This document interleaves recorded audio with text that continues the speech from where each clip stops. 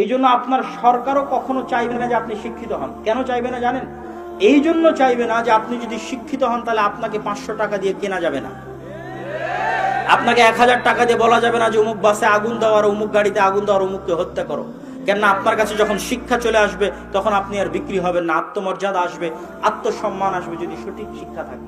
কিন্তু ক্ষমতা টিকিয়ে রাখার জন্য দরকার গাঞ্জাখোর, জুয়াখোর, মদখোর, গুন্ডা। তাহলে আপনার সন্তানকে আমি কেন শিক্ষিত করব? আপনার সন্তান শিক্ষিত হলে তো আমার দিকে আঙ্গুল উঠাবে।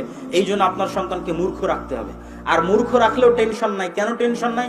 মূর্খদের জন্য গার্মেন্টসে চাকরির ব্যবস্থা আছে, মূর্খদের জন্য মধ্যপ্রাচ্যে লেবারির ব্যবস্থা আছে, মূর্খদের জন্য ইউরোপীয় লেবারির ব্যবস্থা আছে। আমি কখনোই আমার কোনো মুসলিম ভাইকে ছোট করে মূর্খ বলতেছি না, আমার জাতির অবস্থা আফসোসের সাথে তুলে ধরতেছি যে আমাদের লেভেলটা, আমাদের জায়গাটা আমরা কোথায় নিয়ে গেছি, আমাদের অবস্থানটা আমরা কোথায় নিয়ে গেছি। শ্রদ্ধেয় শায়েখ পাশে বসে আছে, মদিনা ইসলামী বিশ্ববিদ্যালয়ে যেহেতু তিনি পড়াশোনা করেছেন, তারও এই অভিজ্ঞতা হবে আমার মতো সেম, যে যদি মদিনা ইসলামী বিশ্ববিদ্যালয়ের ক্লাসরুমে বসে থাকি, 10-15টা দেশের নাগরিকেরা যদি বসে থাকে, আর একটা বাংলাদেশি এসে যদি মদিনা ইসলামী বিশ্ববিদ্যালয়ের রুম ঝাড়ু দেয়, মদিনা ইসলামী বিশ্ববিদ্যালয়ের টয়লেট পরিষ্কার করে, তাহলে জাতি হিসেবে আপনাকে কোথায় কল্পনা হবে? সেই অনুভূতি যেমন আমার, ওই অনুভূতি তেমন ওনারও থাকবে। এটা হচ্ছে আমাদের জাতিগত অবস্থান, সম্মান, মর্যাদা, যে আমরা অশিক্ষিত এবং মূর্খতায় নিজেদেরকে কোথায় নিয়ে গেছি।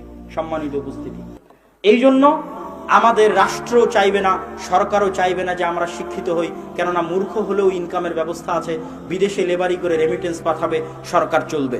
অতএব আপনাকে উদ্যোগ নিতে হবে, আপনার সন্তানকে, আপনার ভবিষ্যৎ প্রজন্মকে বাঁচানোর জন্য দিন শিক্ষা, ন্যূনতম দিন শিক্ষার ব্যবস্থা মসজিদে বাস্তবায়ন করতে হবে। এটা আমার পক্ষ থেকে আজকের বক্তব্যে উদাত্ত আহ্বান থাকবে।